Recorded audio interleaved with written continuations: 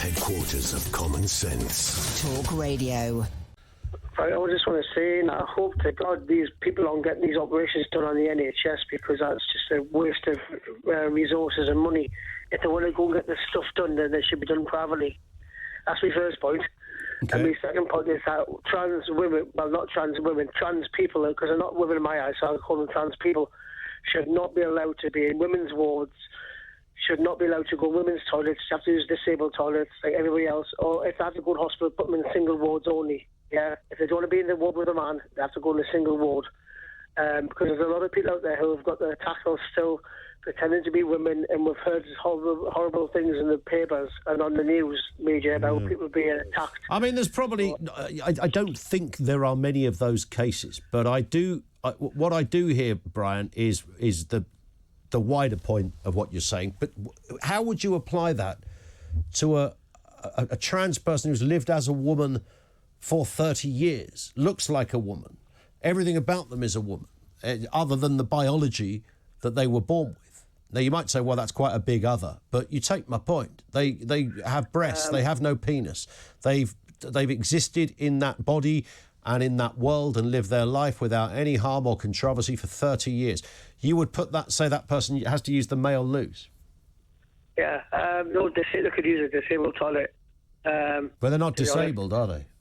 Well, no, but I mean, I've got mild epilepsy. I use a disabled toilet. But the thing is, to me, right, they are not women. If you're not born a woman, you're not a woman, full stop, right? They might look like a woman on top with a false, You're not, but you're not a, you weren't born a woman, but you've become a woman. It's not, in my eyes, it's physically not possible. And I mean, just going to get surgery done doesn't make you a woman. I mean, it's just ridiculous. Yeah, it doesn't. But how many boxes would you have to tick? So the biology, you can't. Your chromosomes, if you like. If you had a chromosome test, you'd be a bloke, and if you were a trans man, you'd be a woman. Okay, you can't change that.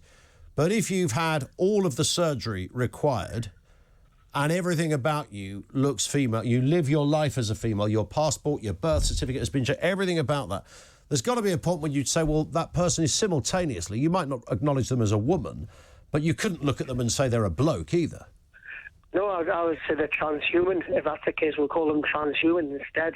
You know what I mean? Because that's what they are. But I'm not, in my eyes, they can never be women. What do you mean by transhuman? What does that mean?